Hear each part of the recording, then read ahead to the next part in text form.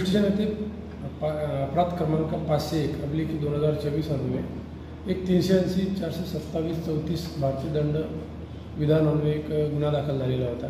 सदर गुन्ह्यामध्ये जी नवीन नूतनीकरण पोलीस वसाहत जी आहे याच्यामध्ये जवळपास 100 क्वार्टरमध्ये याच्यामध्ये प्लंबिंग सामान जे असते नवीन लावलेलं सर्व नळ आणि सर्व साहित्य जवळपास 3 लाखाचं साहित्य जे आहे चोरीस गेलेलं होतं। तर याचा आम्ही जो आहे गोपनीय माहितीच्या आधारे याच्यामधील आरोपीचा आम्ही शोध घेतलेला असून जवळपास 90% जो मुद्देमाल हस्तगत केलेला आहे। यातील जे 2 आरोपी आहेत यातील एक आरोपी संतोष घोडे वय 20 वर्ष, त्याच्यानंतर